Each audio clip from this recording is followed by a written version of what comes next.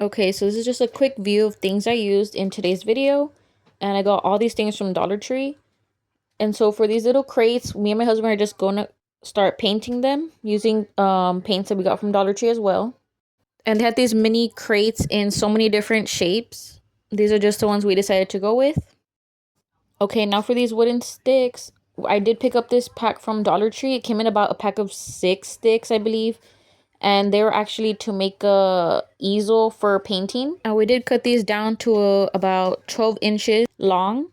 And these are the boxes that I decided to pick up. These are the larger size boxes of the ones I had out for Mother's Day.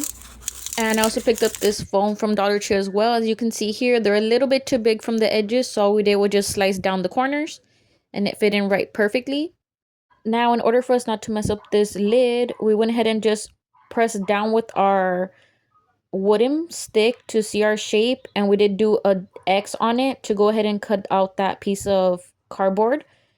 And here it's very important to put the stick through the top of the lid. That way you don't have all those ugly pieces that we cut out from before. And it looks nice and neat. Now for the next step, we went ahead and got our wooden stick. And we're going to make sure it's right in the center of our box. And we're going to press down right into the foam. Once we made sure it was centered, we went ahead and started adding hot glue to the bottom of the foam to make sure it stays very secure to the bottom of our box. Okay, these are how the boxes should be looking so far. Our next step is going to be drilling a hole at the bottom of our wooden crates that we painted to go ahead and stick our wooden dowel into it. Now that we're done doing our hole, we're going to go ahead and add some hot glue for some extra security. And we're going to go ahead and put it into our wooden dowel, maybe leave about an inch, just a little bit to be sure it has something to grip onto and it won't fall off. And at the top, we went ahead and added some hot glue, and at the bottom as well, to make sure this thing's not going to move. And at the bottom of my petals, I added some hot glue to go ahead and stick my lid to it. And we did this for both boxes, and this is how it looks so far. I think they look so cute so far, but we're not done yet, because we're going to go ahead and paint our center stick green to act like as the stem of the flower. Now, in my arrangement, you could add some fresh flowers, but I decided that I wanted to make some chocolate covered strawberries. So here, you're just going to be making sure your strawberries are washed and completely dry. And you're going to want to stick the toothpick right into the stem. Now that I've melted my chocolate, we're going to start coating our strawberries all around. And we're going to make sure we shake off the excessive amount of chocolate. And I like to use a foam piece to let my strawberries air dry on top. Because sometimes I don't want that flat bottom. I want them to look nice and round like this. And here I am using the Walmart brand melting chocolate for these strawberries. And these are some pecans. And you're going to do the same thing. Once you drip off the excess chocolate, you're going to just dip it right into your coating. And make sure you get it really good. And then tap off the excess. And let them air dry. Now that I'm done with that, I'm going to be using this rose mold that I got from my local bakery. But I'm pretty sure you can find it like on Amazon or Walmart.com.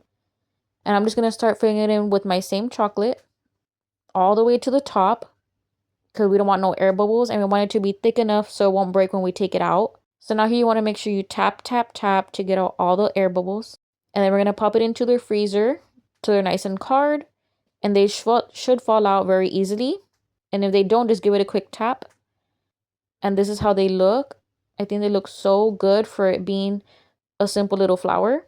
Now to attach it to our strawberries, you're just going to use your spatula and coat it with a little bit of fresh warm chocolate to attach the two pieces together.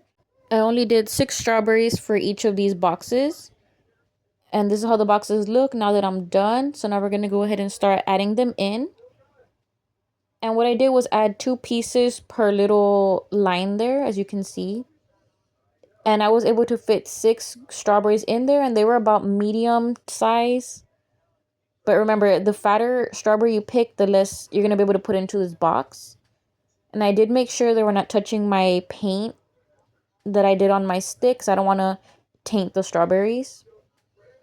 And I did make sure I wiped down my box before adding in these strawberries.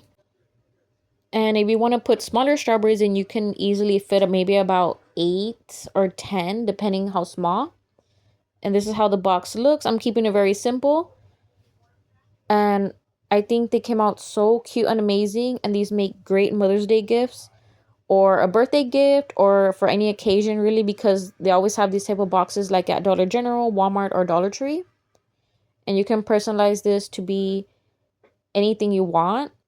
If you found this video helpful, go ahead and leave a thumbs up, and don't forget to like and subscribe and hit the little bell to get notified every single time I post a new video. And thank you all for watching. I do have so many other videos about a bunch of little things I've made here and there, so go ahead and check those out.